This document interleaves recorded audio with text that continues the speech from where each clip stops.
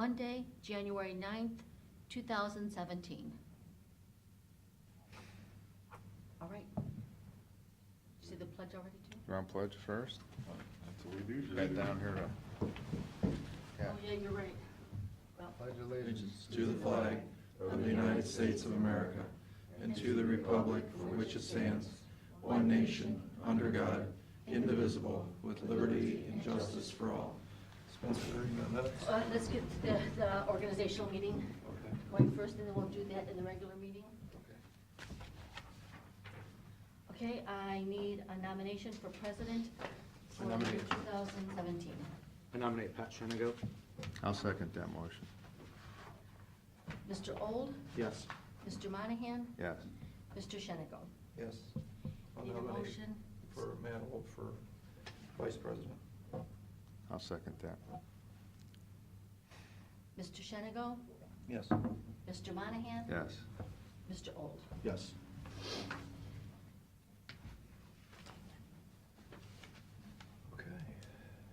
Okay. Make your plaque. Do we and have move to? on. Yes. Yes. Rearrange.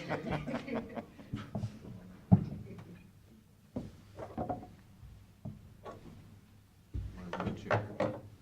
What's that? Gotta move the chair. Yeah. Move the chair around.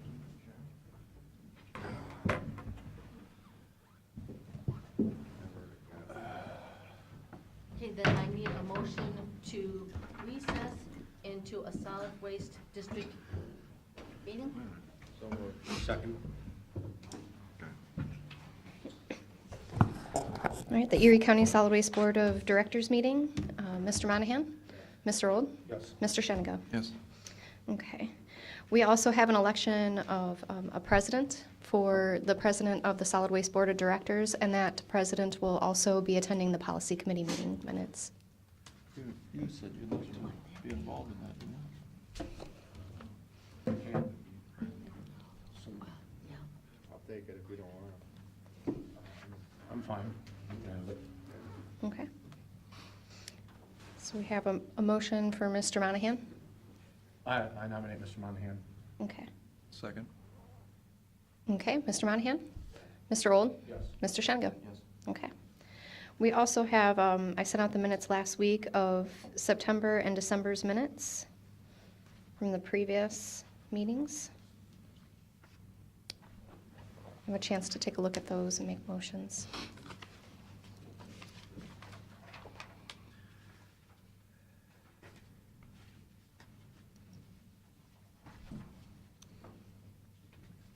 And Bill, since this year is not a planning year, we're not meeting monthly, we're only meeting quarterly for the policy committee meetings. And I'll let you guys know when those are.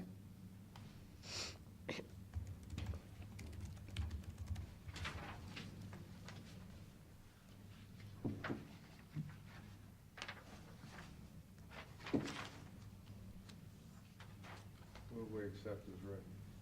Okay. Second. I have a first and a second. Mr. Monahan? Mr. Old? Yes. And Mr. Shenigo? Yes. Okay.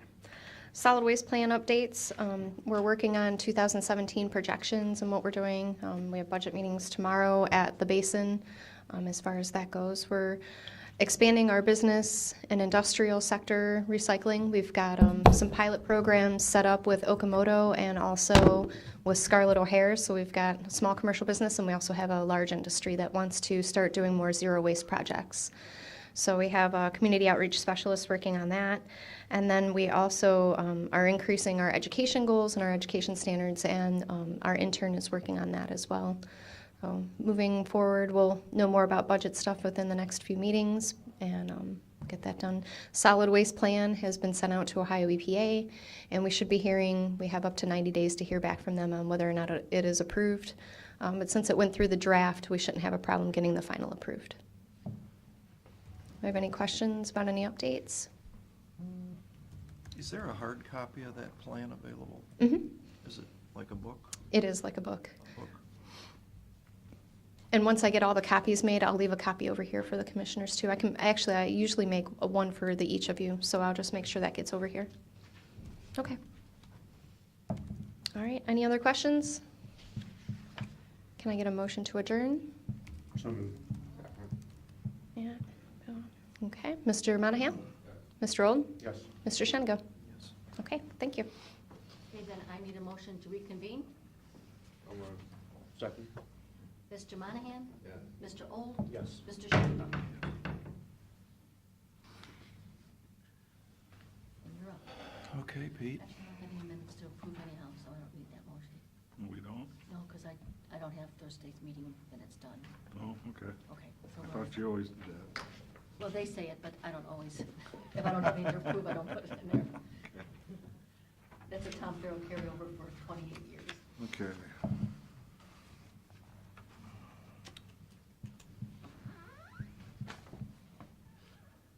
Just so you know, on Friday, the minivan for the Meadows got in a wreck. Okay. Any- It got- everything okay? Luckily, no residents were in the van, driver wasn't hurt, but, you know, we're looking at replacing that thing, so I think we're gonna have How to- bad a wreck? I haven't gone out and looked at it, but I did talk to the mechanic. He says the front end is smashed in pretty good and the rear end is too. It got rear-ended and then it got tossed into the car in front of it. So the other person have insurance? And we'll find out something about that. Okay. And I talked to Matt about, you know, where he's at is still getting quotes, but it's very difficult for the other vendors. They know what the state contract is. It's a really good price, and they're having a hard time beating it. As far as availability goes, there's no excess inventory. You pretty much have to wait till they build it and comes out of the plant before we get it. Yeah, there's a company that does it, right? Down in, makes the handicap. and- I think there are several that Yeah. do it, but there is a state contract out there for that. So that's more likely the route we're gonna be taking. I think in the meantime, they're probably gonna have to use their big van out there. I haven't talked to Laura, well, other than her telling me about what happened. I haven't talked to her anymore about it. Just so you know, one of the, I know later on, we're gonna go through a series of resolutions that we always do at the beginning of the year. Then I guess I'll probably have to talk to Gary a little bit more about this. The one is, you guys usually give me the authority to contract for and pay bills and claims up to $5,000. I wanna add something to that. I wanna add, you guys give me the authority to sign for all of our general obligation and revenue bond payments, because they're all, I mean, they're all scheduled. You've gotta make them. I mean, if you miss them, that's not good at all. So, and I know we've had a few hiccups every now and again as far as getting those done timely, so I wanna, again, talk to Gary about changing that. I mean, the code's kinda specific how it says. I'm not sure if we can work that in there or not, but just so you know. Gary, it's 305.30 G and I H. might even have it with me.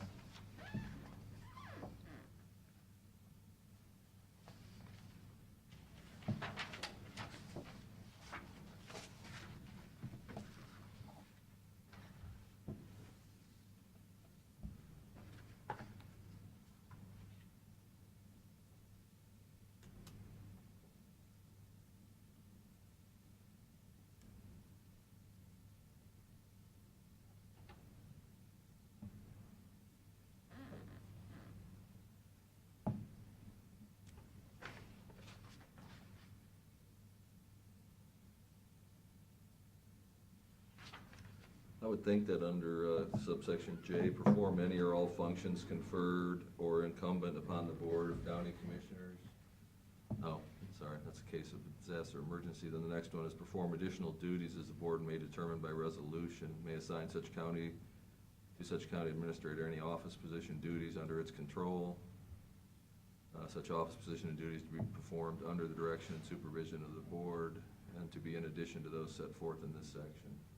So I think under the general additional duties, You think that's where it really fits? off the top of my head in the last 2 minutes. Okay.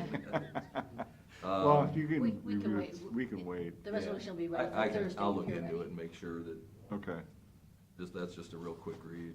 okay, I think we can do it, but there may be something more specific we can fit that under and just double check and, okay. maybe do that resolution Thursday or Because something. again, you know, the revised code's pretty specific, and general rule of thumb is if it doesn't say you can't do it, you know, you can't do it. Right, well, that's why I'm thinking that general additional duties as a board may determine by resolution. Okay. Any office position or duties under its control. Like you said, it's not a choice to pay it or not. Mm-hmm, right, it's not a choice, I mean. The commissioners have already obligated it once. Yeah, yeah, it's a long-term obligation, you've gone through all the hoops to do it, and, you know, that's something you just I think it's a good idea. want to Yeah, make. the only thing I would think is it could possibly be under, the bond agreements and things. That might just be something else to look at to see if they require. Well, and I'll check with the auditor's office, see. Yeah, they might know. Yeah. Yeah, It looks to me like just under the possible duties for the administrator yeah. that it's there, but yeah. that doesn't mean there isn't something somewhere else. All right, well, the other thing I wanted to discuss was, check how this is gonna look.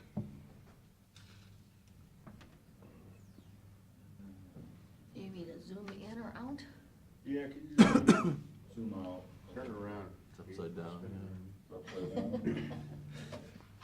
There you go. How about that? Is that enough? Yeah, you can go a little more.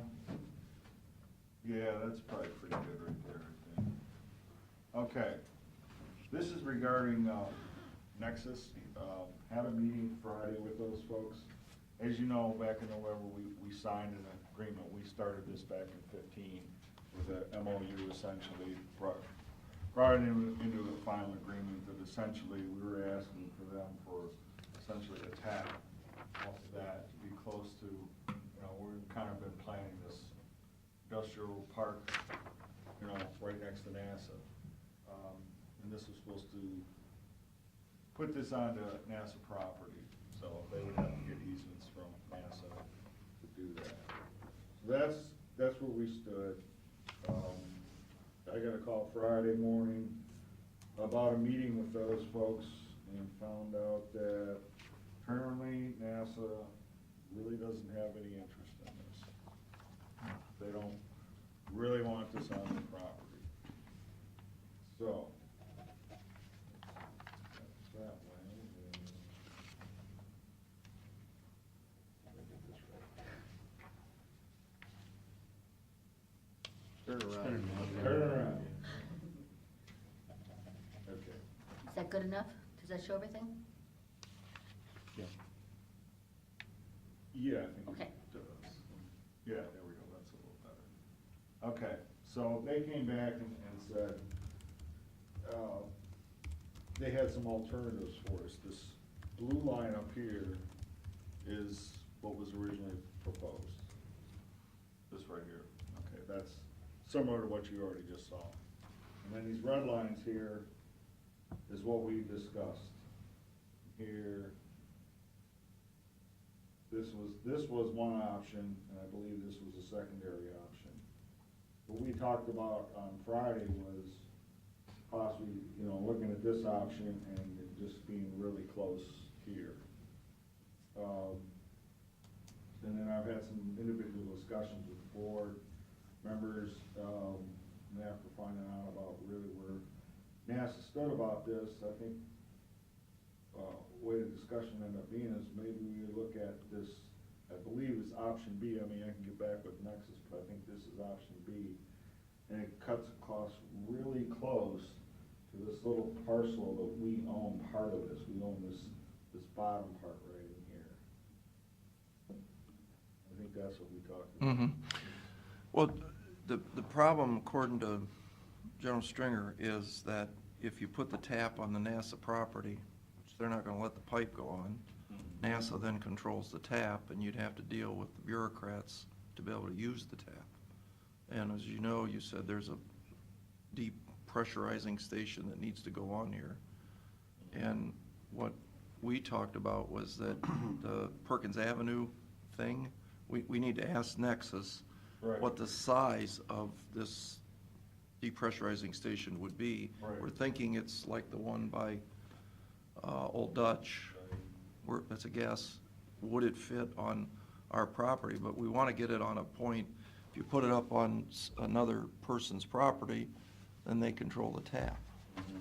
So we want to, coincidentally, it's going right by our property. If Right. it would Yeah. fit, then we would be able to take and distribute that gas So what you're saying to is whoever would that have it. is to put it on that little triangle that we own right now? If it fits. I don't know that this station is going to fit. What's that? Is there a DOES facility on there? There's a wastewater pump station in the back of it, but I think there's Same parcel. room for something like that. Make it fit. I don't know. Otherwise, you're giving the tap up to whoever owns the property. Yeah, there's our parcel, and I believe this, Yeah, right there is the pump station. Yeah, that, You know, the way they were showing that line was probably right there, I mean, well, geez, just move it over a little there's a bit. storm pond right there. Well, here it is, Yes. but in here, No, not there. No, that's all No, flat. there's flat. And this It's is flat ours. there. It's dry. What's inside that yellow Pete? yeah, this is what we. That's where our wastewater plant was, for the outlet mall, Yeah, that we've abandoned now.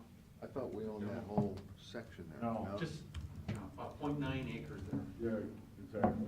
Just a little Yeah, about a bit. tenth of that we would keep for, not a tenth, yeah, about 10% of that we would keep in the back for the pump station. The rest could be, 0.8 acres could probably be. That makes more sense. Yeah, I think this. Put it there, they've got the opportunity to. Yeah, if I'm reading this right, Yeah. this line here, which is I think it's a dimension line, that's 200 feet right there. I across think the so, bottom. yeah. Yeah, so, I mean, yeah, looks like, yeah, Probably about possibilities. 1,000 foot from the job ready site, I would guess, that area. Yeah, Well, I'd ask, I mean, okay, so that's the direction I should be back with these folks. I think so. I mean, the other thing that we kinda did talk about was, you know, they never, we haven't seen where they're going farther east, which we do own that parcel on here, those parcels on here in Avery as well. I mean, I know they looked at that, but as far as I know, I don't know if they're going on that property or not. The latest they shared is they will not be on that property. Will not. Or it's right beside it. It's in the Ohio Edison easement on the south side of the park. I guess it's the west side. You don't know which way it is, but it's towards 250 side of the Ohio Edison easement. In the So- Ohio Edison. Right. so will it get close to the 20 acres we own? Yes, yes. I mean, that might be even better. Well, that's, so I'm bringing them up. I mean, I would ask, I mean, Dave brought up two good points why NASA doesn't want it is A, I don't think anybody said, how much can you buy the product for? So they're saying they're gonna give us a tap, but they're not saying how much a gallon you're gonna pay for the gas. There's no language in our contract, so, I don't know if we can nail that down or not. Maybe this isn't even a good deal. Do we buy it at their cost? Do we buy it at, what? It's my understanding that whoever develops, I might be wrong, but whoever develops the job ready site, whoever wants to lease property there from NASA, not from us, NASA owns that property. But whoever wants to lease that from them, they're the ones that'll negotiate that line from the depressurization station to the Right. job ready site. But So that'd be up to them to negotiate, I would say. But we're buying a tap, or I shouldn't say buying, we're getting a free tap. What does free mean? Does that mean that we're allowed to take the gas out? I haven't seen any language that says we can take the gas out and for how much. No, there's nothing like that I've seen. I think it's just a T and a valve right now. Right. There's not even that depressurization station yet. No, right. Yeah. Yeah, it's $1 million to build the depressurization station, and Dave Pete clarified this, but he thought maybe the gas was still dirty and it needed to be cleaned. Pete said, no, it's coming out of a clean station. It's ready for sale. But, Ready for use. it'd be kinda nice to know that we can buy it for market rate or, something, that, because whoever our customer is, they're gonna know that.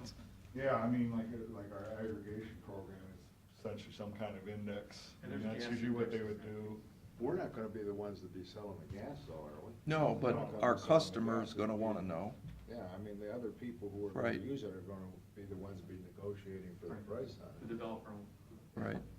But like Dave's point is, we might be getting a whole lot of nothing, basically, Yeah. you know, who knows? So That's let's, true.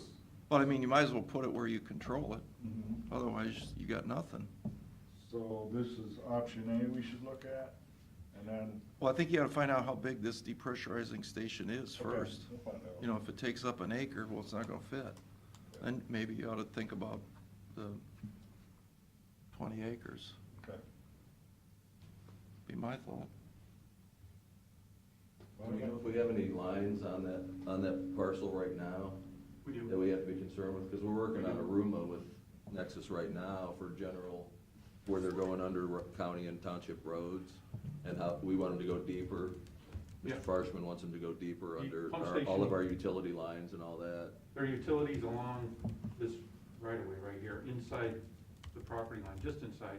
And then when it comes down here, it goes across the corner a little bit. So there was a porcelain and a gravity source there. Yeah. And this line will end up going under 250 here? Pete, don't you The gas have a line, yes. map there that shows us going over to the, here in Avery site? Is it- No, that's something we've never seen, Okay. no. I could've But I'll sworn that I ask for saw that. something I going have. over there and then coming You back. do? Yeah. Pete, put that back up there a sec. This? Yeah, just for you guys' information, I think it was Chris Deckard, somebody drew us a little building on there that, you know, when we were gonna try and sell this piece. That was me. Was that you? Okay, there's a problem, kind of a quirk in this situation, as I remember from the last ODOT director, Al Beal, that we don't have a curb cut coming onto 250. But the interesting little tidbit that Al told me was that for some reason, we have maybe property rights to the center line of Route 250 when this property got sold. It was some odd little quirk in the deed that he doesn't understand why, but he says you could use that to get your curb cut to get through. Don't know why it happened, but there's something weird with that title right there. Upside down.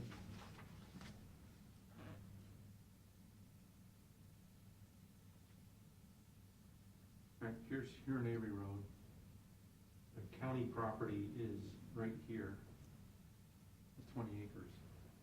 And just south side of the highway is an easement, is where their line's coming, and then across this here in Erie, just south of our property. So it's right there.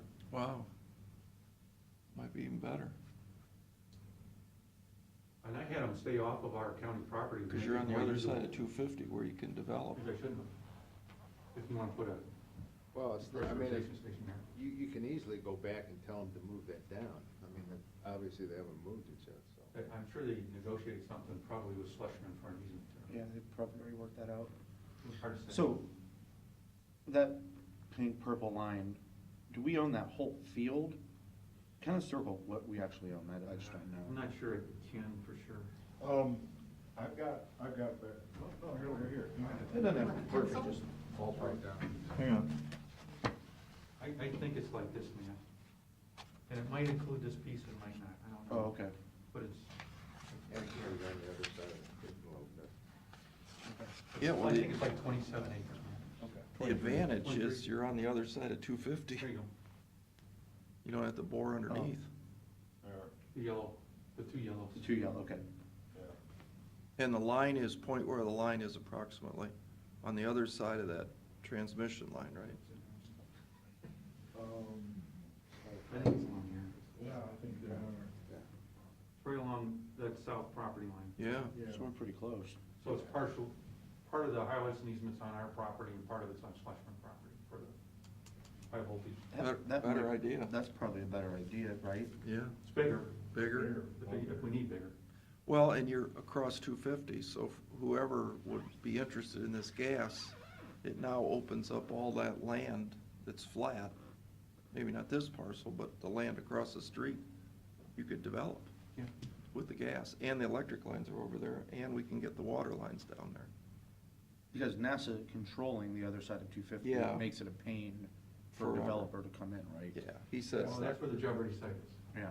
Right, but that's gone now. That JRS site is That's a dream. Till you get control of the site, we lose every time. And so far, NASA hasn't given control of the site. So you're negotiating with the federal government, where now we'd be negotiating with ourselves or a private landowner. Take mods with the private landowner. Yeah. Yeah, this is probably a Better better idea. option. Yeah. Okay, so start here. I'd start there, yeah. Okay. They're good with that? And see if you can get some language about market price or whatever on the gas. What are we really talking here? Good, Yeah. good. Glad you brought that up. Because we know Nexus is in a hurry to get moving on this. You know, when we're still working on the easement over on what I call the borrow pit for the landfill, that still hasn't been finalized yet. Right? Correct. Yeah. Good. Okay, thank you. That's all I got. Okay. Well, you want to do the budget work session now? It's next, yeah, sure.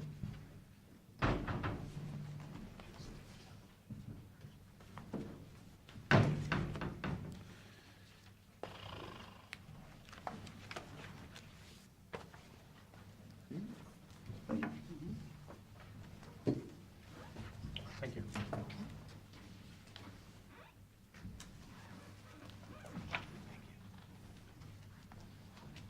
We have a packet of 10 budgets to present this morning. The first 5 are actually Tim's through EMA. His, on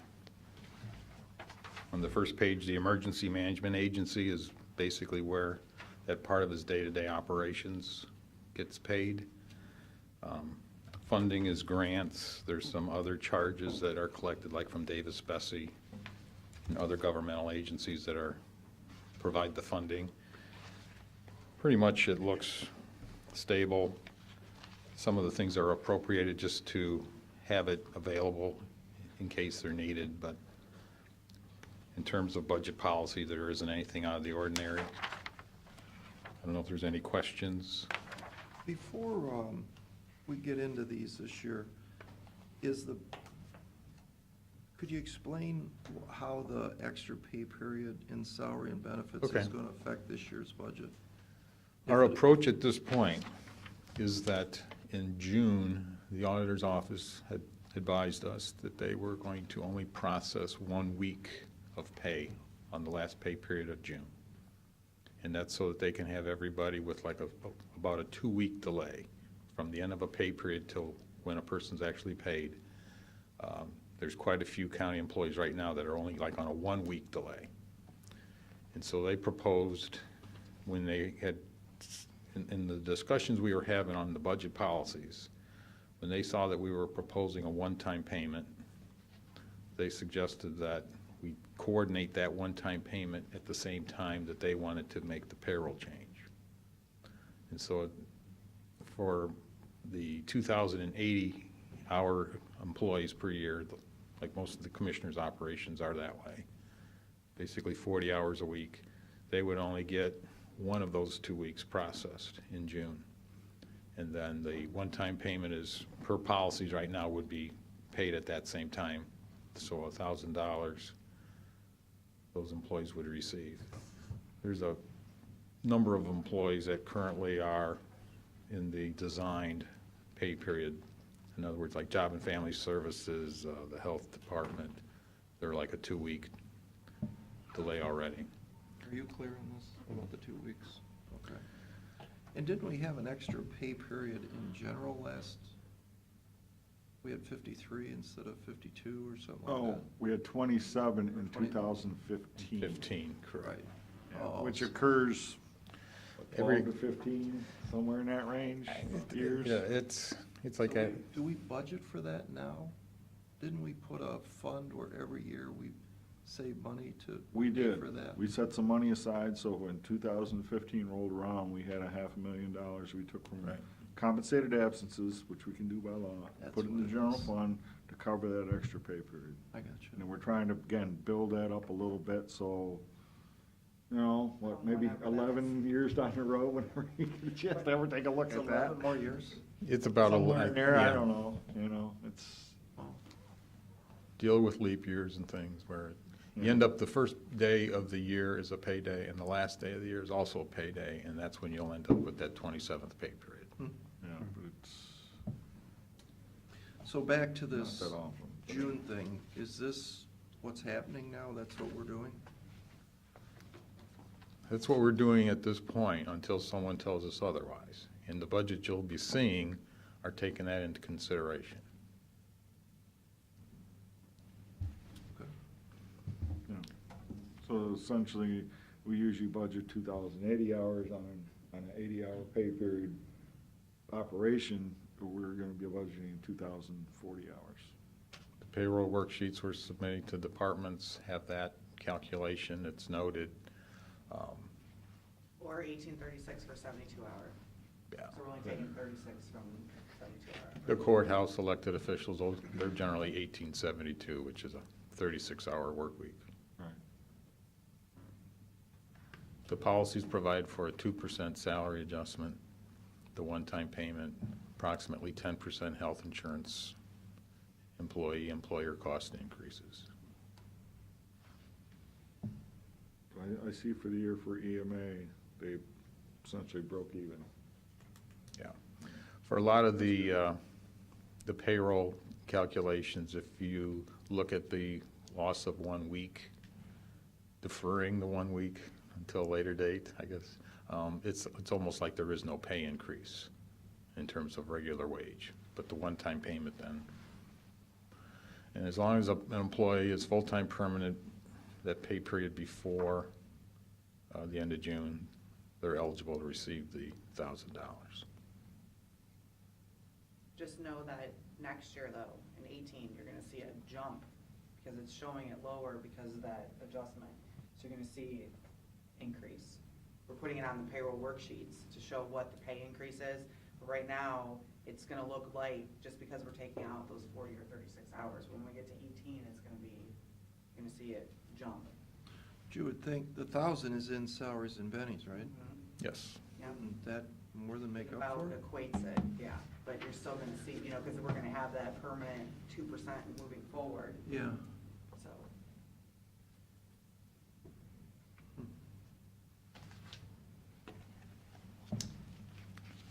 With that being said, on the Emergency Management Agency, is there any questions about anything you're seeing this morning? And these first 5 all have their own separate funds. They're special revenue funds. They're not out of the general fund, so you'll see the detail along the bottom of the worksheets. And I have a couple questions. Okay? Tim jumped in. Supplies at 19,250. Compared to what we spent over the last couple of years, that's quite a jump.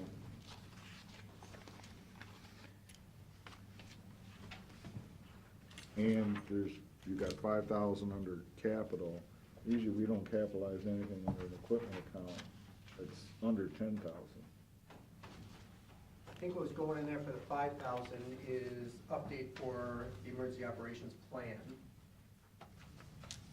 And let me get you my 19. So what, that would pay some vendor to be doing that? or- Yeah, that'd be some consultation with the vendor. It's really more like a service Service, than capital. Contract services. Yeah, yeah.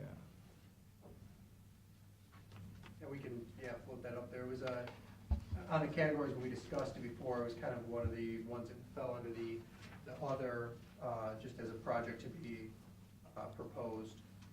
So I think that's where that one came from. Okay. On my supplies.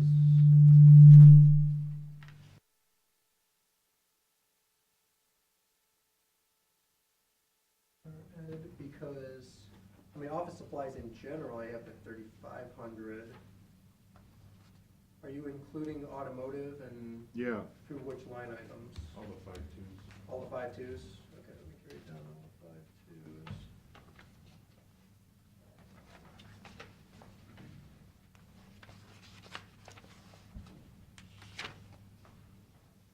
Communications went up, Pete, is one on there. Is that anything with the, it's like the maintenance on the alert system? Which really, Some of its maintenance on the 911 side is going up, yes. but that would really be in the 911 fund. but- Yeah. I guess that's what I'm looking at. See, I think that 5, that's where we put the contract services into. That's the 5.3. That'd be the vendor 5,000 we're doing. And then these other ones, I think we just went off of what we had in 16, because they're all pretty much at par. Oh, so really this 5,000 for capital should be 0, and then that kind of accounts If for it. it's, well, that's at 5,300. Yeah, I know. Which you got a 3,000 in that area. It looks like it's in the wrong line. Should be under 5.3. Is that what it is? Contractuals, yep.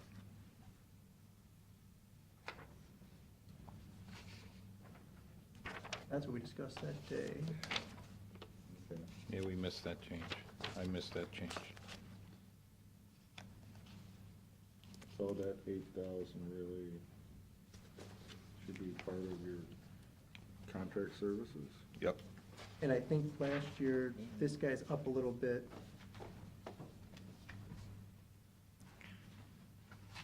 I know Gary's on there with his. Oh, yeah, you Phone had services. 3,000, Mhm. and then you got over here 8,000. We got 8, because that's a 5 increase, is what we're looking at for. Oh, so this, yeah, this should be 0, and this should be 8. Yep. Yes, that looks correct on what I have here. Okay. So what does that take supplies to? That's not gonna change. Supplies doesn't change, but all those numbers are the same as what we had prior. What is it? If you spent $6,700 in 16, why would you need 19,000 in 17? Yeah, I think you guys can pare that back somewhat. Some of those are on our replacement stuff that we have in case we need stuff we don't utilize unless we need to replace or do things.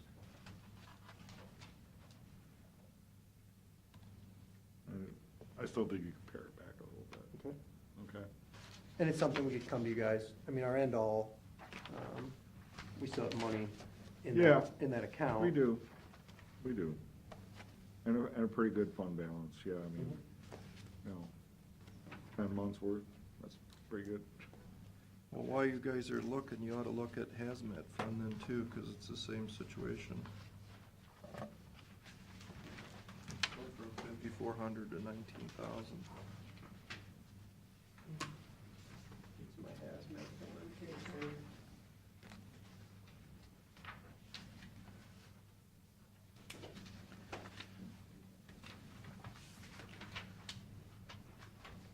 I think our feeling on the hazmat was because that's there for responding to issues. It's probably good to have the funds available, but if you want us to pare it back, it stays in the separate fund, so it's still available for Tim if he does need it, but.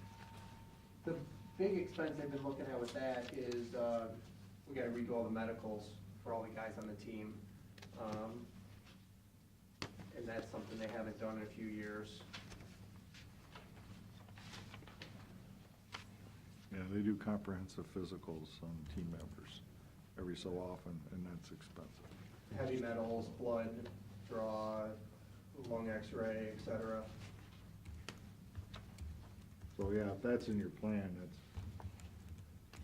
if you're planning on doing it, then it's, would definitely jump the budget up.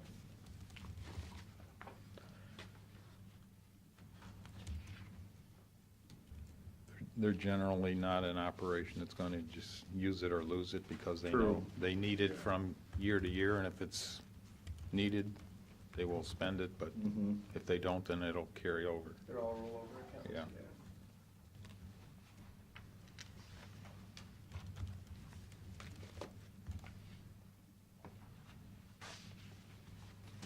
Okay. All right, so again, local emergency planning fund, that's somewhat a grant mostly, and then Correct. we also reimburse EMA, we have a contract with EMA, the EMA gets a chunk of those monies, Correct.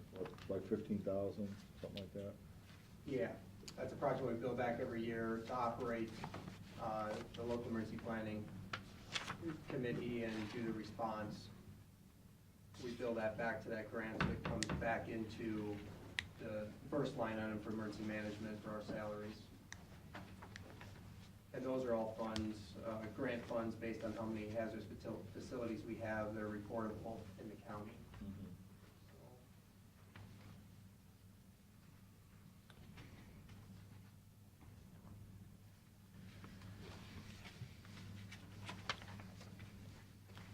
Anything?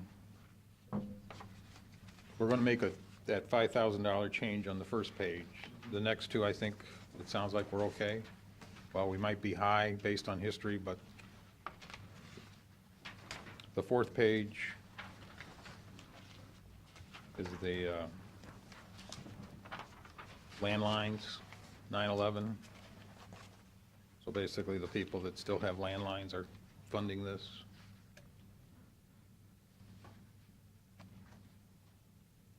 Again, it's a safely funded, as the balances show. And that large balance that you're carrying, that's to use for equipment replacement eventually? Equipment replacement, our fees have gone up a little bit now this year because we're now paying maintenance on the new system where we had in the initial purchase, the maintenance included prior. So we're going to be paying for that. And I think last year we had a full year worth of circuits.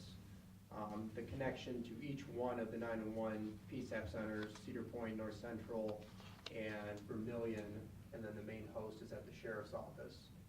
So all of those are going to be full bills this year, and maintenance will be a full bill this year. How much is that? How many Maintenance, PSAPs are there now? There's those 4. Just that's it? Yeah. Because there used to be a lot, right? There used to be many more, Yeah. correct. Right. And yeah, with regionalizing dispatch through the sheriff's office, I mean, at one time, there was Margaretta, Perkins, Sandusky, Huron. I think those are all the ones that we've closed of recent. And so all of those go down to the sheriff's office now, and we just have the 3 remote sites and then the sheriff's office. Isn't there a Maintenance on the 911 is about $20,000 a year. And then we have maintenance on the CAD system. I pay about $10,000 of that. Sheriff pays the other $50,000 of that for the actual logging, computer-aided dispatch software. And then through the communications budgets, and we split them between the wireless and the landline, budget 4 and 5, or page 4 and 5. And that's what connects all those sites together. We're talking about trying to loop those a little bit better. Right now, they're kind of dead-end circuits going out for those. We want to connect the remotes to each other, so in case one line gets cut, they have another diverse way of getting it. Right now, it goes to the sheriff's office. They still get it there, but we could then ship it back out to Vermillion, North Central, or Cedar Point via a redundant line. Isn't there a mandate that we continue to drop down the PSAPs? I mean, are we? Eventually down to 3, the mandate's on wireless though, and North Central EMS does not accept any wireless calls for wireless 911 calls, so we are within that, so we don't have to worry about any of the 2019 deadlines or anything else on the wireless funding, because they do not answer wireless calls. They just accept transfers from the sheriff's office mainly, and they handle all of Milan, police, fire, EMS, and then they handle Berlin Heights Fire, and then they do EMS for the majority of the south part of the county and east part of the county. Okay. But yeah, we're safe on that for cutting number of PSAPs. That's something we've got that one checked off. So, regional dispatch helped us a lot with that, because that's a lot of money. Yeah. We don't want to lose wireless money.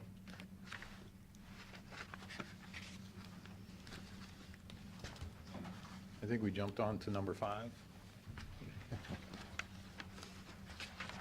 Certainly, and this one's a little bit different in that the wage and fringes that you see are in the sheriff's operation. And per the agreements up to this point, it's been capped at 50,000, and that's been a safe number. It's been doable.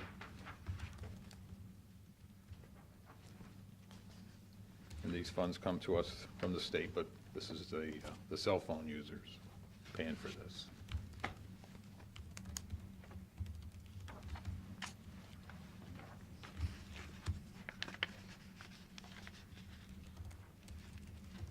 Any other questions on that one? With the change on the first page, the rest of the first 5 are okay with the board? Okay. On the 6th handout, that's the county treasurer. That's a general fund operation. You do not see fund balances along the bottom of the worksheet.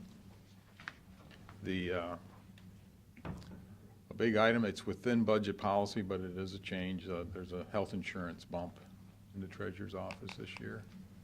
What's that mean? The treasurer herself in the past was on Mr. Farrell's insurance. Now that he's retired, it's shifted around. Those things happen, just like if you have a single employee that decides to get married. You know, those type of situations, we'll bump it up. We don't prohibit people from getting married or changing their family situations, so family plans are like 20,000, so it's a, I was gonna say, It's it stiff. looks like it's $20,000. yes, yeah, family You'll see a coverage. reduction though on the commissioner one. Because it was on Oh, 1010, okay. and it's just flipping over there. It's all Okay. one. All right. So you'll see the reduction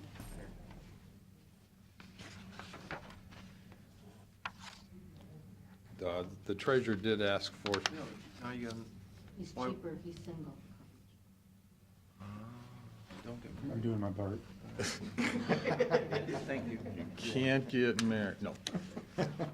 Is that something we, like with the elected Without officials, can saying we it. say that he's Banning it. he's locked in for the first term? The treasurer has asked for some additional one-time funding for the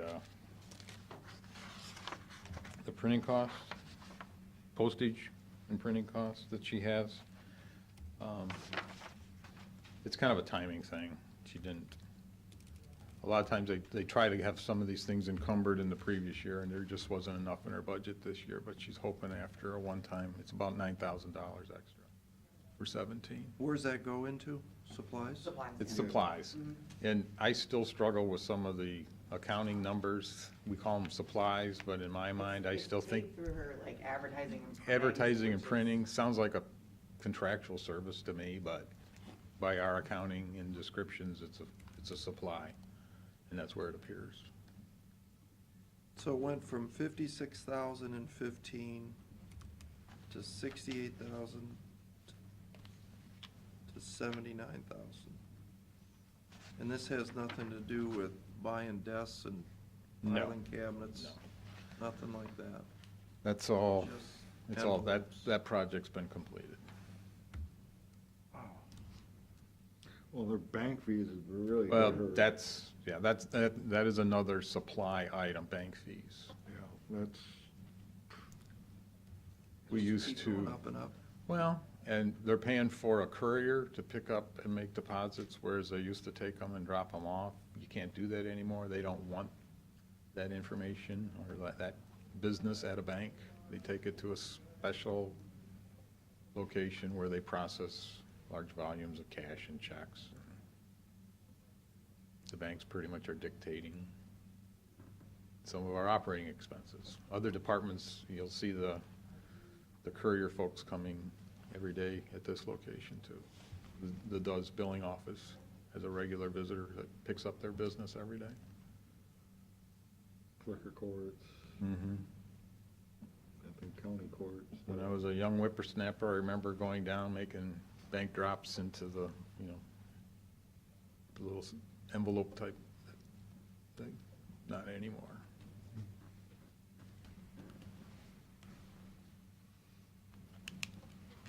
Okay. The next page, page 7, we have two accounts like this, similar. One is for the treasurer, one's for the prosecutor.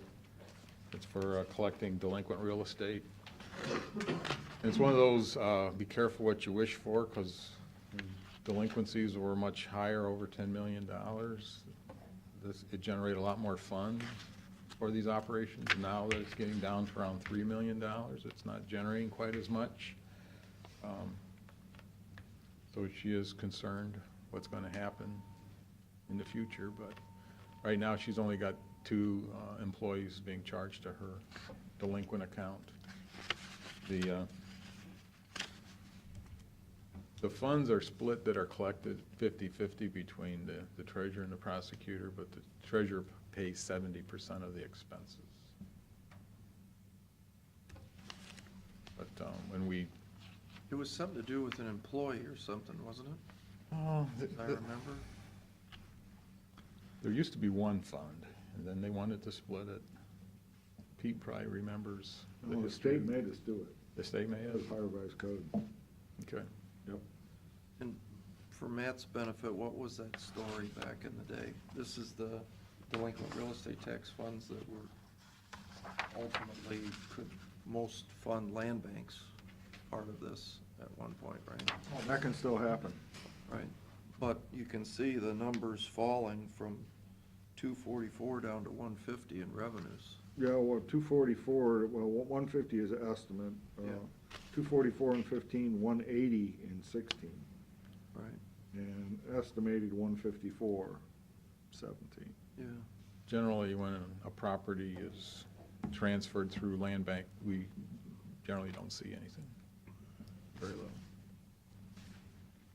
But you're getting a piece of property into somebody's hands that hopefully then they're current. But go, Pete, maybe explain the 10%, the 5%, how that shimmies out.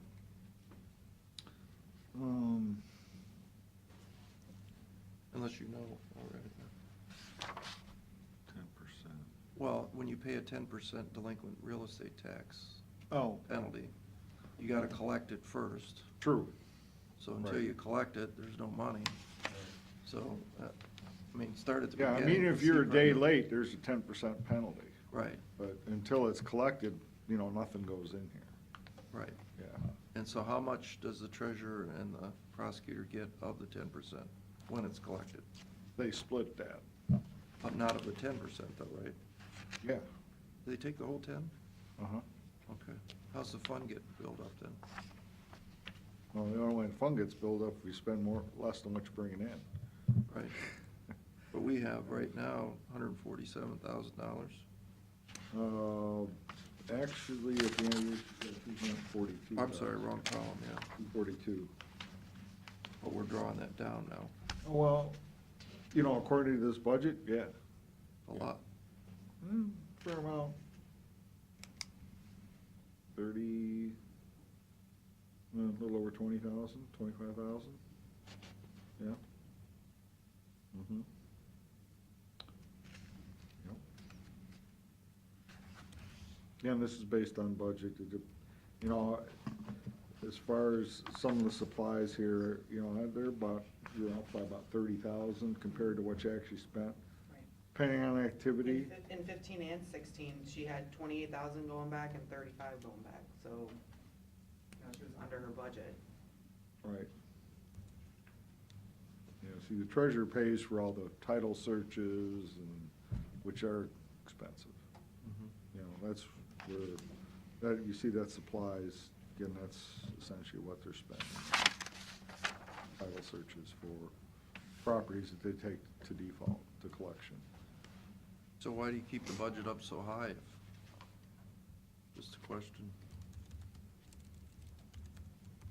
It could be reduced, and then if she needs it, then we'd be back asking for a supplemental. I mean, what's your recommendation? I'm okay with it where it is right now. If we see this next year a slip, a bigger slip, then yeah, then we're gonna be more concerned. Right now, it's okay. Again, even last year, she had the same amount budgeted and didn't use it and didn't spend it. Yeah. I'm okay with that for now, at least this year.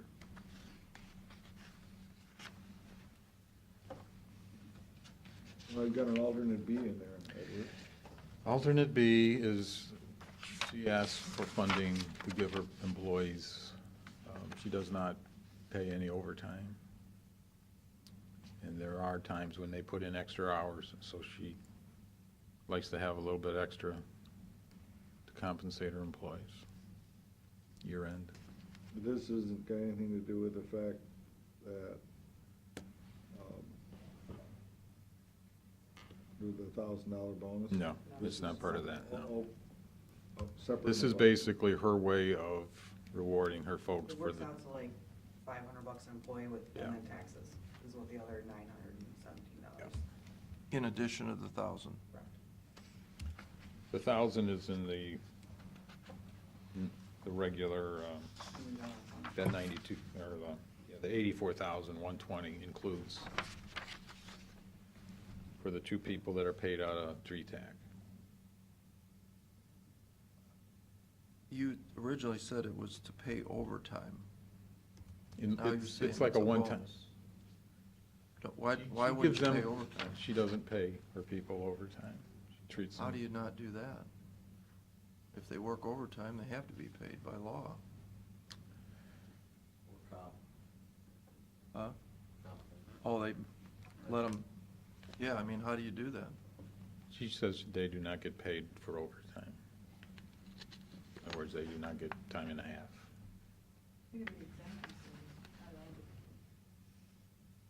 No. That you mean salary? These aren't salaried people, right?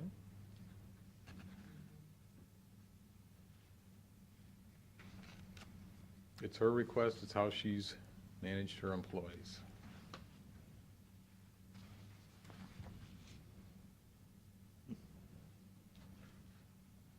There's 5 people included. I mean, I think, my way of looking at it is if you work overtime, you should be paid the overtime. I don't think you should just give them the money, 'cause if she needs them to work overtime, shouldn't they be paid for it?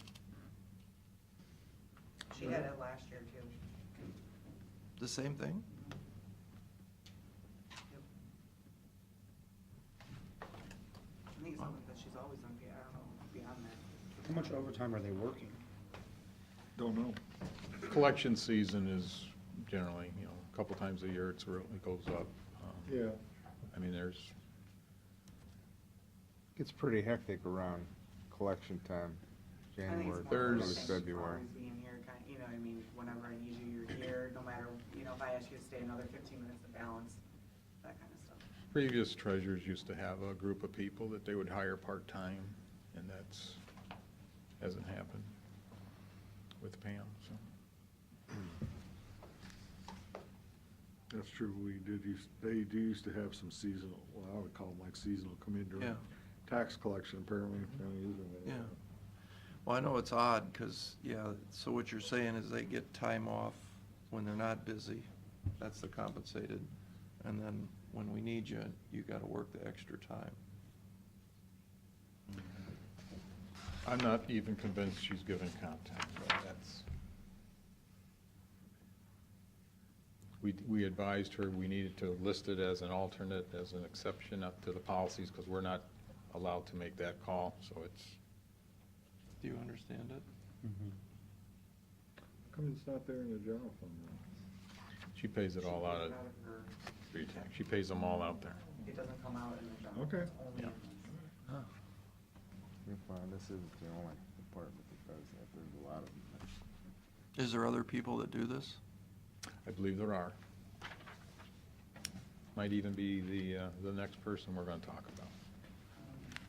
So if you look into what's called the transaction history report in the different departments, you'll see bonus or one-times in there that are not part of, say, the budget policies.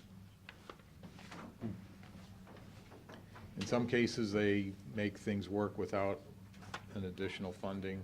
In this case, she's asking for an additional funding.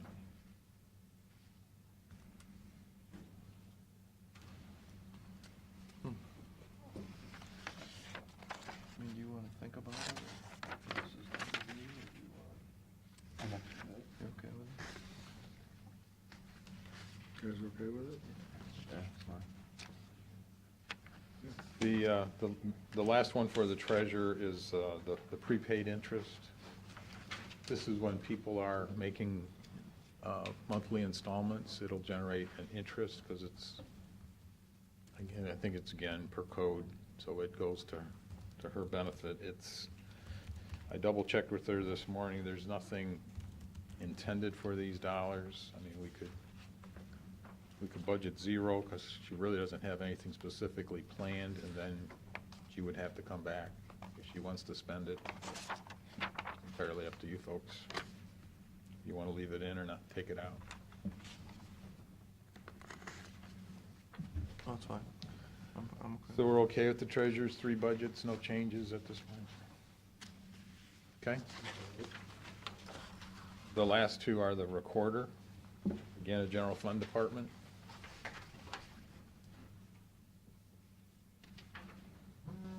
She does also have on the last page, an equipment account where she generates funds to pay for her large scanning machines and the services related to that process.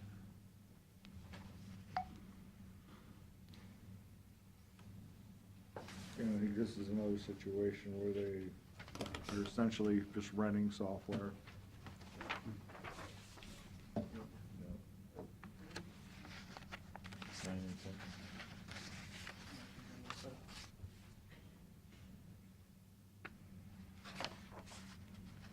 There's not a whole lot on these 2 pages unless there's questions.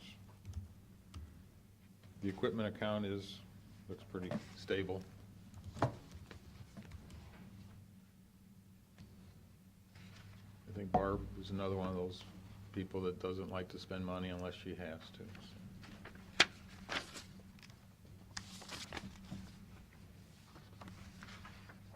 Good? Okay. Thank you, sir. Can't wait to bring in the next group, right? We'll see how our batting averages does the Okay. next time. Thanks, folks. All right, thank you. Thank you.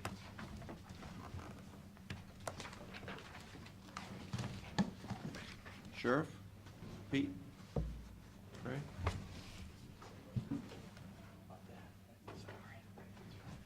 Good morning. Morning.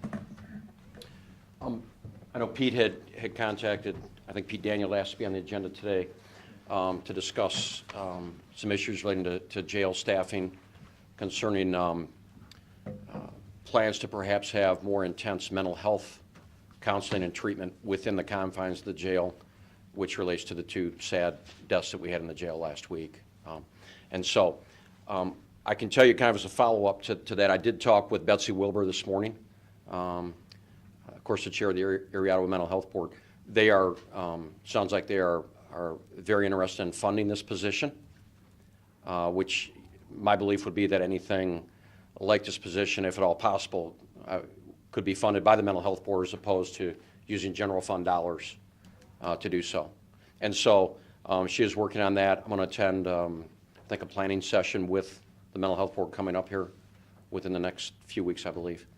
And she's going to confirm that date with me. I would like to go to them and kind of talk about some of the issues that we've seen over the years in the jail and how I think everybody agrees that additional mental health services in the jail are needed. Not only our belief, but the belief of the County Health Department, the Health Commissioner, who provides nursing services in the jail. And then we had some meetings last week. Firearms Counseling and Recovery Services was there. I think it's their belief also that additional, more intensive services are needed within the jail, if nothing else, to hopefully prevent something like these issues that we had last week in the jail from reoccurring. So if I could. Yeah. A couple things right now at the jail. You know, the inmates coming in are much more complex with comorbidity and the addiction issues. So our nurses have to provide the assessment for that inmate when they get there. You know, we'd like to get those done within 24 hours because sometimes the inmate needs time to sober up, for lack of a better term. So currently, with our nurses and our physicians in the jail environment, we have, Firelands Counseling and Recovery is kind of in and out, in and out. They don't have a set time that they're at the jail. So this would require this full-time behavioral health person to be there, of which I have position descriptions for you guys that that Trey actually put together. And I think they're drafts because the sheriff's going to add to it. But what Firelands is doing is they've gone to the mental health board, who funds them to cover a lot of these community-based issues, and asked to change the allocation of their funding to include this full-time person. So I think what the sheriff and I want to talk to you about is we need you to be aware of this in case safety net funding would fall into your lap for this behavioral health person. But I think the reason that we want to give you the position description is this is probably something we would want to bid out, or the county, if I may say, would want to bid out in the future. This person's going to have to be pretty tough. This person's going to have to be a gatekeeper and deal with a lot of externalities from the Northern Ohio Psychiatric Hospital to everywhere around the state, and to deal with all of our stakeholders here. It's going to have to be somebody who's going to be that gatekeeper we need, because the inmates leave after 6 or 7 days on the average. So if we can introduce them to the behavioral services that are here locally, then maybe they'll become healed in their own right on that end of the scale.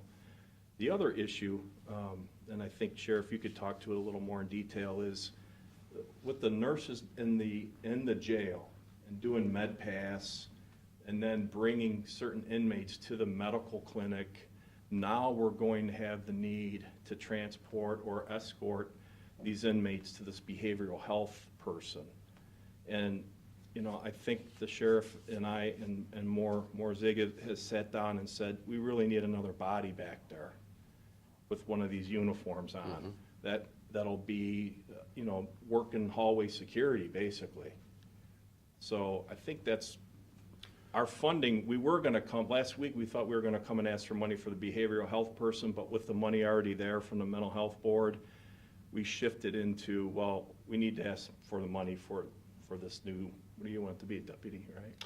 Right, and I did talk to Betsy about that as well, and so she is well aware of that, and I'm not so certain that, again, that position may not be able to be funded by the mental health board as well. And what Pete's referring to is what can be presumed with this person is there's going to be a lot more prisoner movement within the jail itself, prisoners being brought down to see the counselor, back and forth.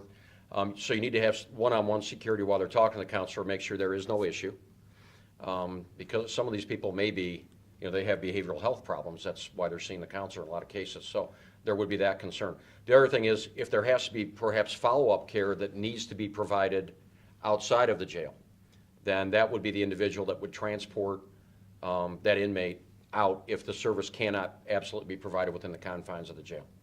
But I did make Betsy aware of that, and so she is aware that funding request may also be forwarded to the mental health board as well for that particular position. So I think what you're saying is that there's a person there that if someone's in there and raises their hand and says, I'd like to talk to somebody, I need help, that service, it would be provided by us directly. And what you want to make sure that service includes is the ability to say what happens to your life after you get out of here. Right, kind of hook them up, Yeah, let them exactly. let them know what else is down the road, and people are walking by service providers and don't even know. I mean, everywhere from the artisans to, Yeah. Bay Shore, they don't even know they're there, what they're for. Here's the reality with some of the jail population, not all. Some of the jail population, these individuals, it's almost like a revolving door. They have ongoing behavioral health issues, so they come into the jail, perhaps they get regular on their medication. And don't get me wrong, they all belong in the jail. They're there because they're committed by a judge, because they're a direct threat to the safety of the public. But then the question is, first of all, how do we prevent deaths like occurred in the jail last week? But then how do we also, is there some way then to also perhaps stop that revolving door cycle with some of these folks and maybe prevent them from coming back into the jail again solely because they're not taking their meds, they don't know where to get their meds. A number of issues enter into this. We have violent, predatory felons in the jail. And with all due respect, if they've committed the crimes they're accused of, the quicker they're transported to the penitentiary and removed from society, the better for everybody. And you know, you can see some people we have in jail that have committed some very heinous crimes in this community. But then there's another percentage also. Again, they need to be in jail, but long-term, they're not going to be in the jail forever. So what do we do to prevent them, perhaps, from victimizing more people in the community while they're out of the jail because of these underlying issues that they have? And expand, perhaps, continuity of care that they need because of their underlying issues. And I can also tell you with this mental health counselor, I think one thing that the two individuals that passed away last week had in common, they both were, we believe, both undergoing opiate withdrawal at the time of their deaths, time they committed suicide, both of them. So which, again, makes the behavioral health picture that much more complex, I believe. So if we look down the road, let's say six or eight or months or a year from now, I think the scenario we're going to see at the jail is less folks who are addicted being at the jail because of treatment in lieu of incarceration for those that would qualify. And Nora and Trey are working on the legislative bench side of that, so they could be in the courtroom, do the assessment of the person standing in front of the judge. So if their assessment includes the ability for them to get treatment in lieu of incarceration, that's going to help the jail population. Which doesn't say we still don't have that full-time behavioral health person there, because they're going to be swamped from day one. So that goes to my second point. I think within a year or so, we're going to see maybe a decrease in jail nursing needs and an increase in this behavioral health need. So we could just do that swap. It's about the same dollar figure. But philosophically, it's a huge difference, because all of us as a county and all of us hooked together contractually or just morally, we're liable for their care while they're in the jail. Mm-hmm. And if we can't provide that skeleton of care that they need, then we're in trouble. Which is why you're recommending to us as the board to have our fingers in this decision on who gets hired. I think so. I think it's with the sheriff. You've got to have department. 100% comfort level that the person working there is going to be able to be held accountable to you. And I want them accountable to me because my nurses and my docs are there, and those are the people that are dovetailing together on the care for the inmate. Mm-hmm. And again, remember, most of the inmates are gone in a week, and most of them are from the local area. So if we can get them to understand that this behavioral health worker is somebody they can talk to outside of the jail, that's a good thing. So I think right now the money's definitely already there for the behavioral health therapist, but the deputy money may be there, but we may need you guys to carry that until we get this figured out better. And Pat, I would look for the Board of Commissioners' involvement. I would also strongly look to the Mental Health Board's involvement as well. We all need to work together on this. This is a community-wide problem. Yeah. And this is, we had the sad deaths last week, but this is something we've been talking about publicly for years, some of these issues. Social worker in the car at night, Yeah, I did, and I talked to Betsy about that too. But for years, this is something we've been talking about, and some of the issues. I can also tell you that the trend statewide now is for prisoners in the jails, after they've been incarcerated 48 to 72 hours, to be reevaluated by a mental health specialist, because in a lot of cases, somebody's brought in, they may not start to go through withdrawal from opiates for 2 to 3 days, but now when they start to go through that withdrawal, now there may be other issues that tend to crop up, and they may be reluctant. We're the police. They're in jail. They may be very reluctant to talk to us about those issues, and they may be more open to talk about those issues with a mental health services provider. So we're all in this together. We are. and everybody needs to have input.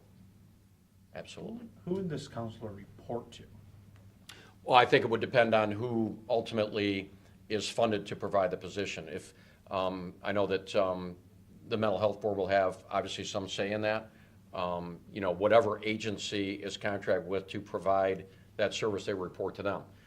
But keep in mind, I would also be looking at this person to be kind of someone who would advocate for the sheriff's office specifically and for the issues that are going on in the jail.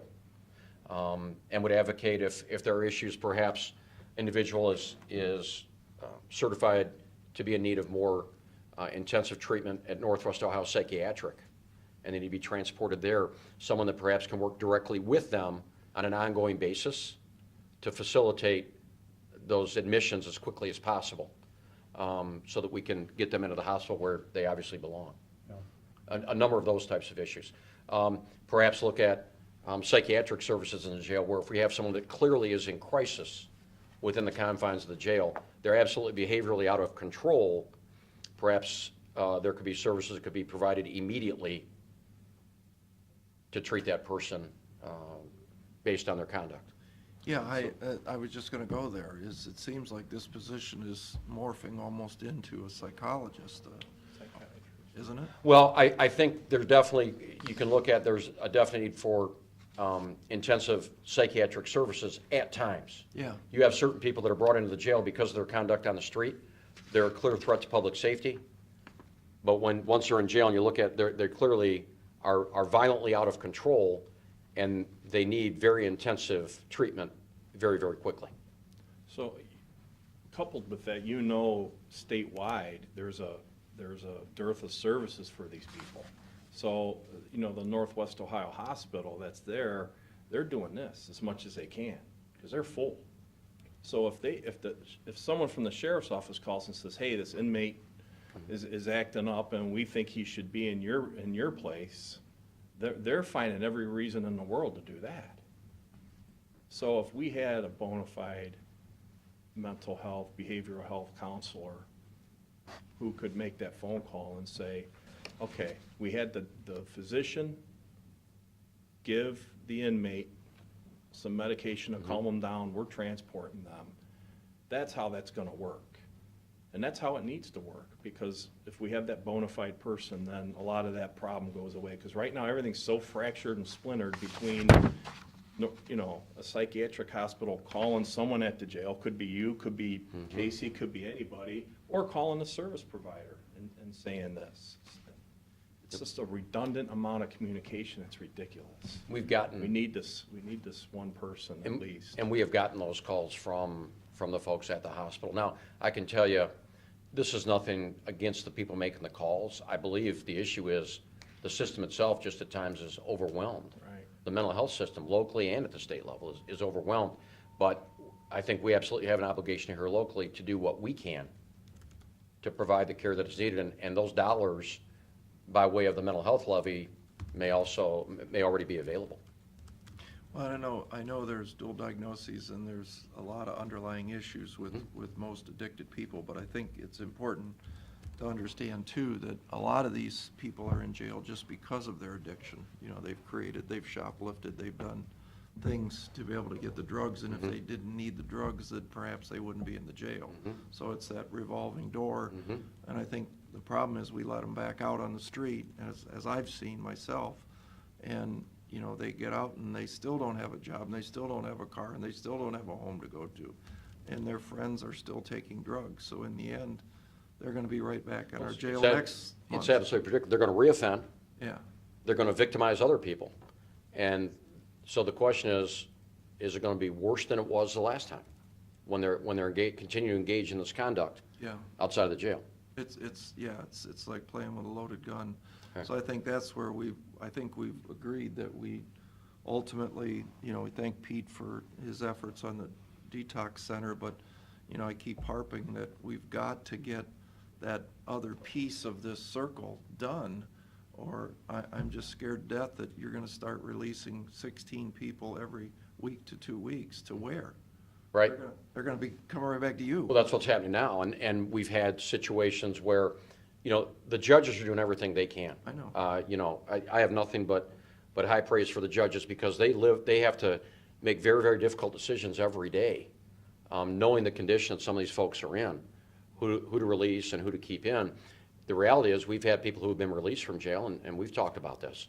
Their tolerance level for the opiates drops while they're in jail. They get out, they shoot the same amount of dope that they were shooting before they came in. They overdose and die. I mean, that's just, and that's what happens. That's going to continue to happen.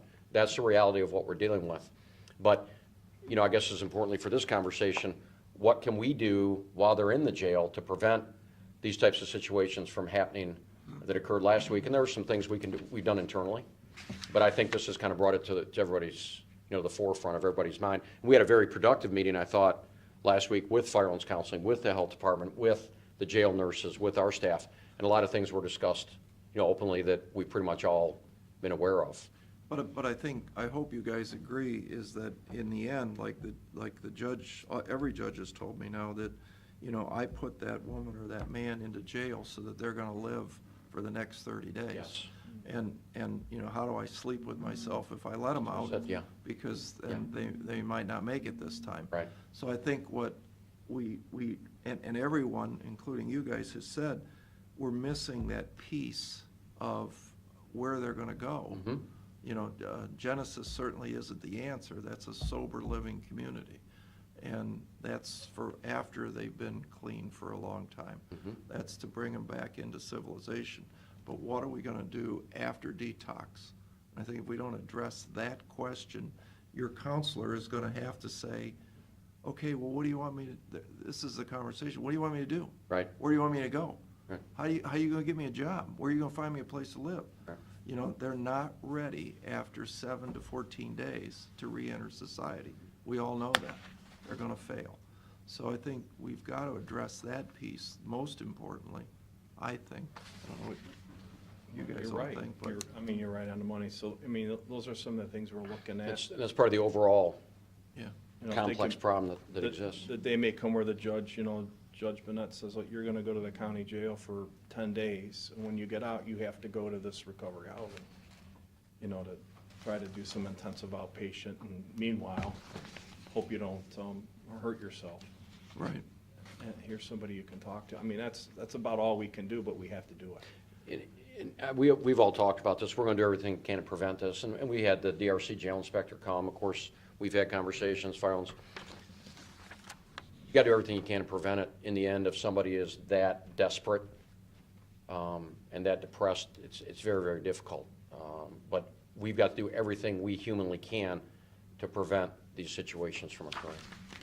Well, I think you're doing the right thing with talking with them and adjusting your internal practices over there, but also reaching out to the Betsy Wilbur Mm-hmm. and her board, because I think the health department and the commission have put a lot of money into this, and with the efforts of you and your staff, and I think the DD board is a partner, and I'm glad to hear that, you know, this is a step that they're willing to take, but, you know, I keep pursuing them for your deputy as well. Yes.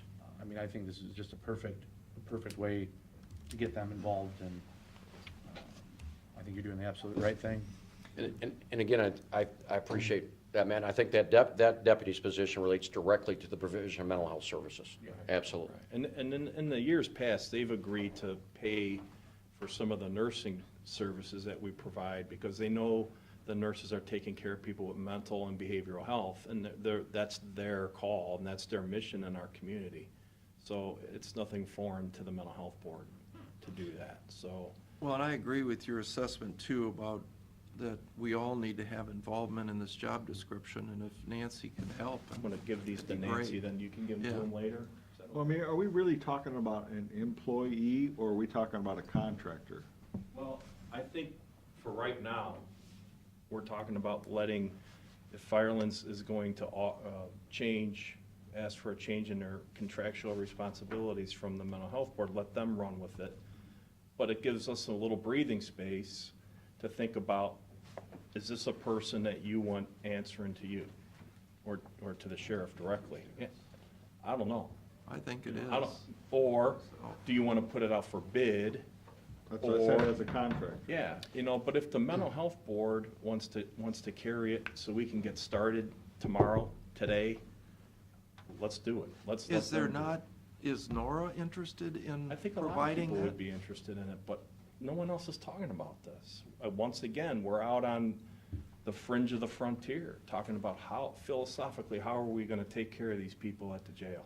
Well, why can't we ask any agency to submit a proposal for their qualified person that they think, and then we all get together and say, God, because you might get different ideas from different agencies on how that person would do it. And my thought would be that perhaps would be a request that the mental health board would make, because ultimately I think they're gonna fund this with input from everybody else that's at the table here that has a stake in this.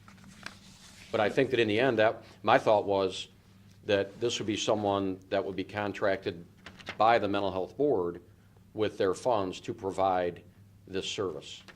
There you go. From, Absolutely, and I think that's important, but remember, they're still in your jail.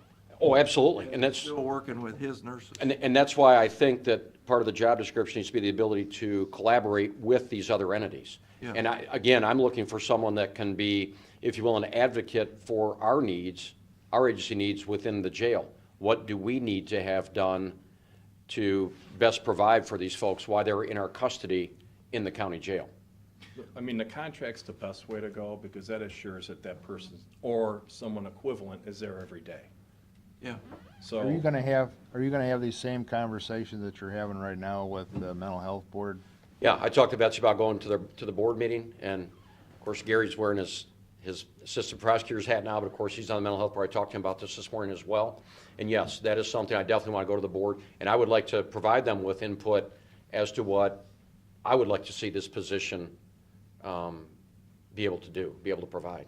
Well, they've stepped up to the plate over the past year or 2 years, and I mean, they've funded a lot of things for the mental health as far as the drug addiction, if I remember. The mental health right. board, yeah, I know, Betsy and I probably talked for almost an hour this morning about some of these issues, yes. I think there'll be a tremendous amount of assistance and cooperation provided by them because of this issue. But I believe everybody has a stake in this.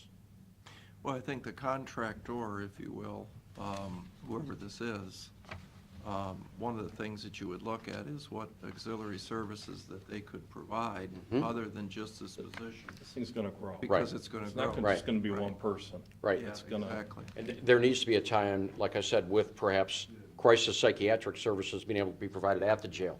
There's a number of other things that we'll talk to our staff about what they see that they would like to see be able to be provided for continuously, and as seamlessly as possible. I think one of the milestones we reached the other day in our meeting was we'll have our physician order more psychiatric medication for the inmates, which has always been, kind of dicey for Like general other practitioners, yeah. contracted practitioners to go ahead and say, okay, yeah, let me write a script for inmate X because I think they need this. That's always been really an apprehensive thing for, for a medical doctor walking through the jail Yeah. through our contract. But now that medical physician is our employee, we have a little bit more direct control over how that happens. So I think the number right now is 57 of the inmates are receiving daily med pass twice or 3 times a day for Psych meds. psychiatric medication. Psych meds was- Some of them get medication for other things, obviously. but- And we just asked the nurses that were in the meeting, how many right now are prescribed psych meds?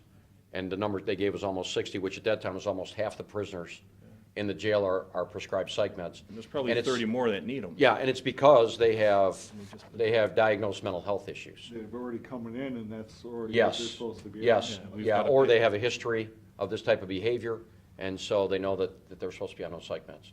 So, which again relates, they need to be in the jail because their behavior requires it. But long-term, what do we do to prevent them, number one, from harming themselves or anybody else to jail, number two, to prevent them perhaps from returning to the jail because they victimized someone else on the street. So we're looking, if they leave the jail, then they could come to our health center and have that prescription continually monitored by our physicians And we can, through 340B pricing, we could get them that medication for pennies. And that's, And you know, that's what we need to do. They need to stay on it because they get it when they're at the jail, then they leave. they leave and they're off And it. they don't get it again for 6 months until they come back to the jail. And we know, as soon as they come through the door, they're off their meds. You know. It just seems like you're already doing so much of this that you just need to expand what you're doing. I'm not, I've talked to the health board already, and we're willing to do it if we have to do it, to keep things congealed and moving in the right direction. That's- Okay. But again, we wanted you you guys have to be aware of where this is going. And I think we're on a pretty good road right now to at least get the services provided, but like I said, 6-8 months, we may have to sit down and really spend an hour, listen to some of the planning, the strategic planning behind where this is going, and maybe make some different decisions. So right now, what we should do is collaborate on a job description, and then you'll work with Betsy Yeah. and her board, and I think that's good. So it's not about job description, but more like a bid spec, if you will. Right. Yeah, bid spec, That's yeah. right. And I'll be honest with you, for us put together, under the commissioners to put together a bid spec for this, we'd be clueless, honestly. Right. But certainly, and that's why I asked to have with Betsy to have some input as to what we would like to see this person be able to provide. Yeah, I mean, And- they'd be in the best, either Pete or Betsy, be the best shape to put something like this together, because I mean. There's unique parts that we're looking for. Like I said, this doesn't exist, this person, for the most part, anywhere.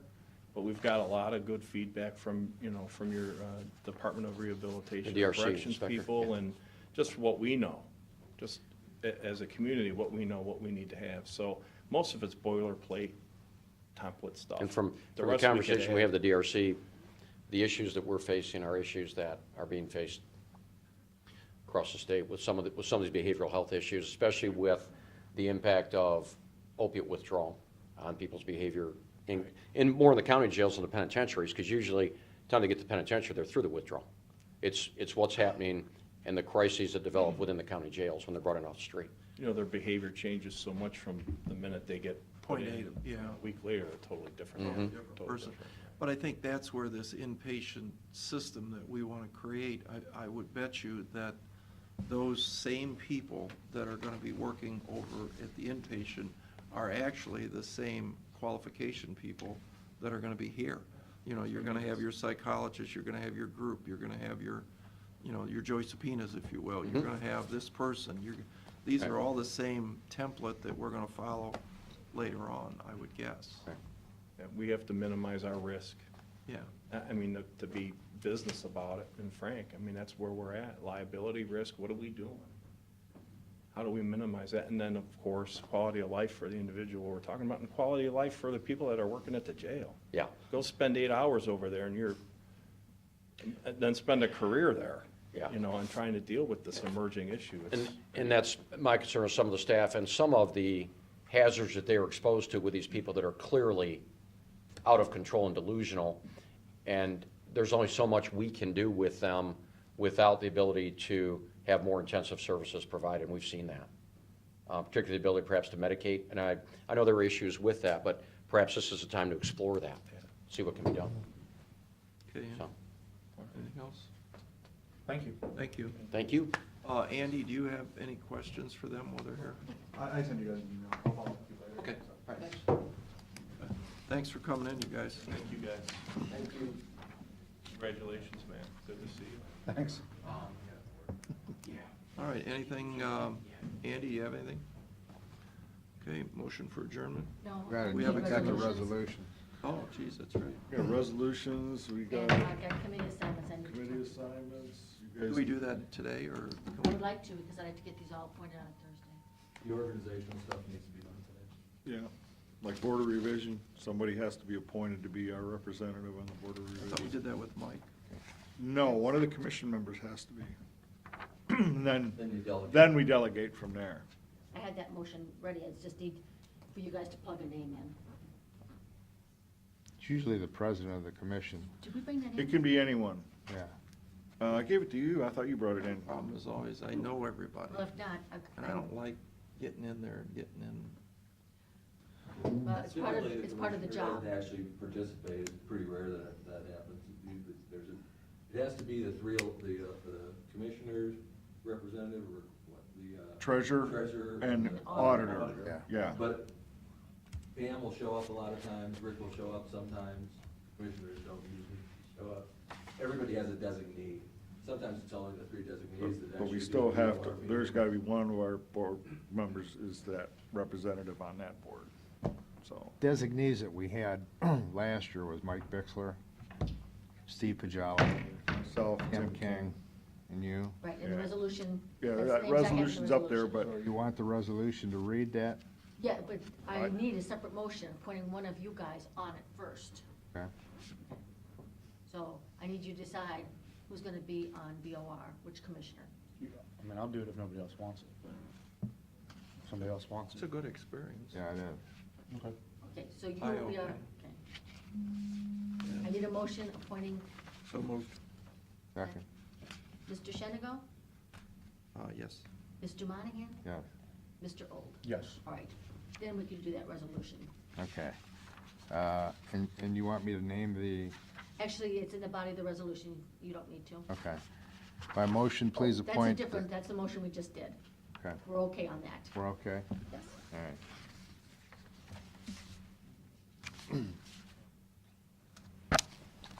Resolution of Board of County Commissioners, Erie County, for the purpose of authorizing Erie County Administrator to perform in the board's absence all functions conferred or incumbent upon the board in case of a disaster or an emergency. Second? Mr. Monahan, Yes. Mr. Old, Yes. Mr. Shenigo. Mr. Resolution of Shenigo. Board of County The second Commissioners for the bill. purpose of I making need a- appointments. Oh, yes, Bill, you're ahead yes, of me. yes. Okay, and this is something that we've done in the past, we're just reaffirming it since we have a new board member. Okay, next. Okay. Resolution of the board making appointments to the County Board of Revision in the absence of a Board of County Commissioner. Second?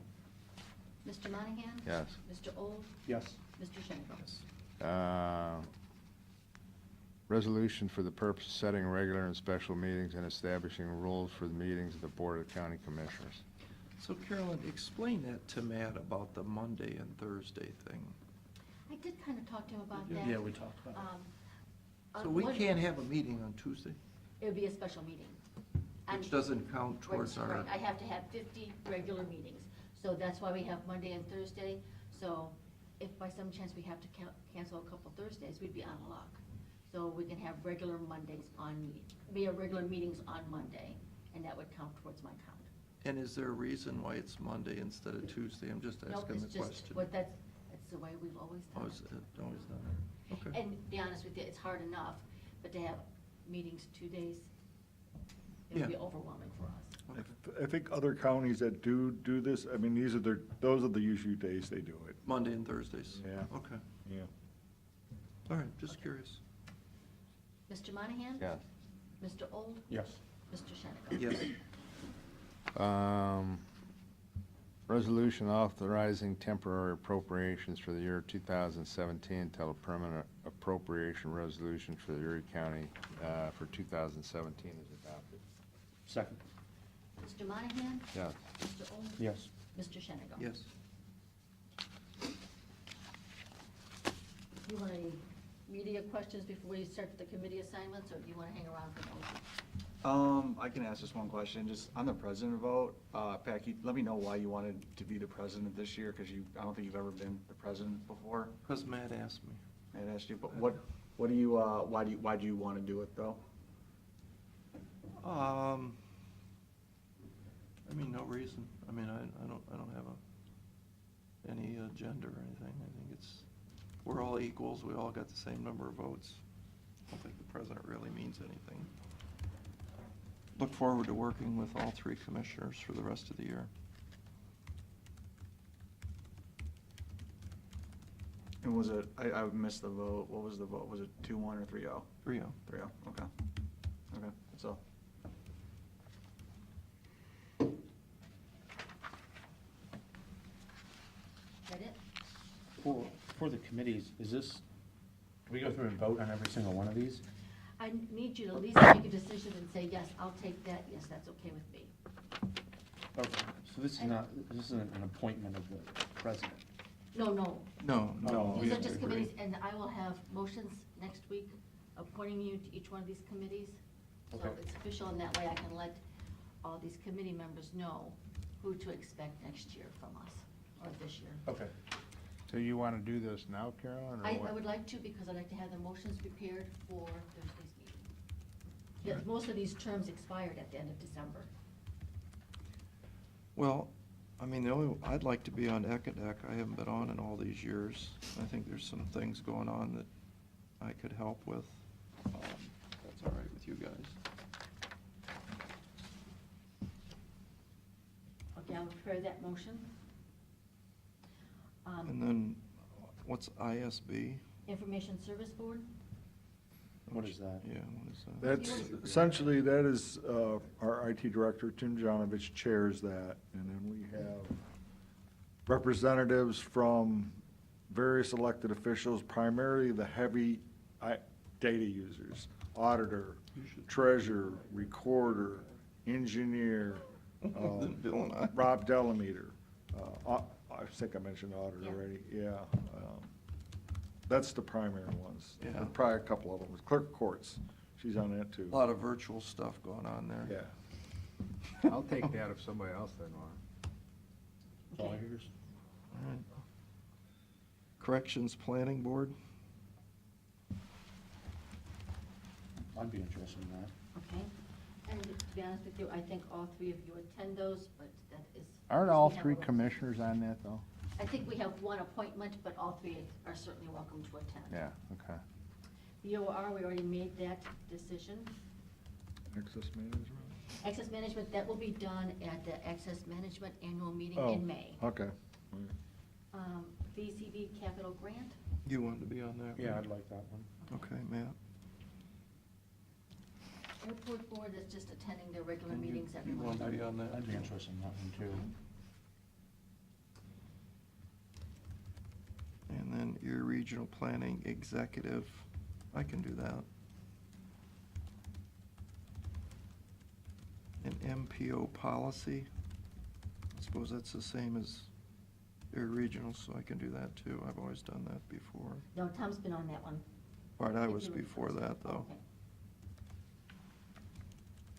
Coordinated Transportation Plan Steering Committee. Okay, I asked. I think that's gone away, hasn't it? It's temporary. It'll be done late next year. It's working on approving the Coordinated Transportation Plan. We need that to get transit funding and other special grant dollars from ODOT. There are a few more meetings left. I'll do it, because it's all with Steve's place. Okay, And then I'm automatically as Health District Advisory. yes, as president. And then Solid Waste Policy Committee. We just did, right? Yeah, I'm not sure, you're not, okay, so that means you will be on the policy committee because you're the president of the Solid Waste Board. Yeah. Okay. And then here on sewer monitoring, that's always been me. That hasn't met in forever. I think we were supposed to meet once a year. I think we did early last year. Early, yeah. Yeah.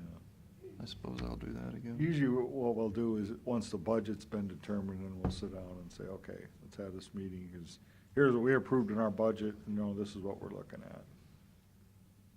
Okay. I need somebody to at least, I'll do it. It's only one meeting. It's where we merge the district. It's nothing. Bicycle Pedestrian Plan Steering that's something Committee. that Nikki has. Anybody want that? Don't all jump at once. I don't know how often they've met, Pat. I don't think they've ever met. I'll do any new guy committees if nobody else wants them. All right, So who's on that one? Matt.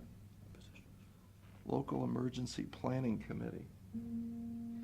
That's EMA, and I think they meet maybe every other month. Pat, you're on that one, so tell Yeah. them how often have you been? They're, to- they don't, it's not a big deal. If you guys don't want it, I'll do Do it. you want it, Bill? LEPC? Yeah, I'll go ahead and take Okay. that. FCFC? Pat, I don't know how many of those meetings did. She has a lot of meetings. every other month. Yeah. It's It's important that you, whoever goes, whoever does this, it's important that you be there.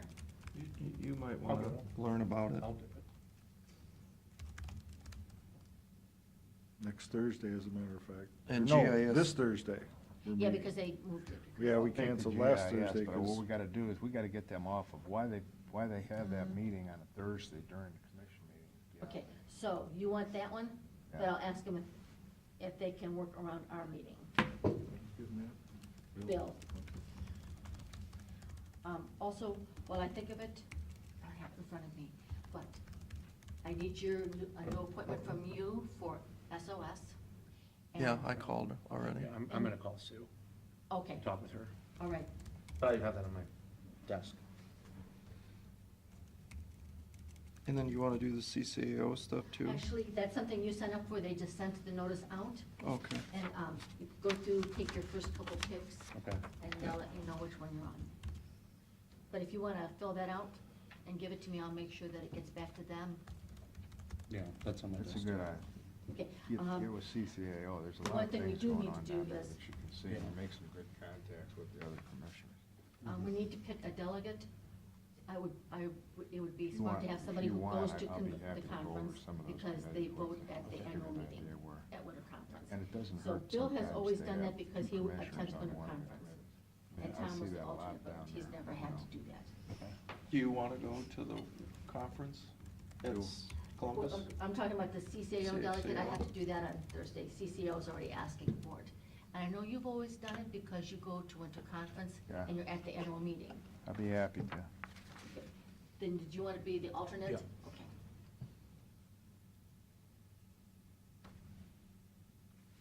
All right. You get a list of these together then, Carolyn, so we can. I'll update the list and I'll have the motions ready for Thursday. Okay.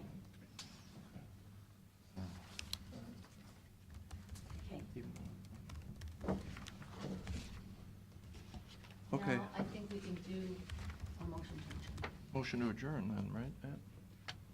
So moved? Second. Mr. Old? Yes. Mr. Monahan? Yes. Mr. Schenkel? Yes.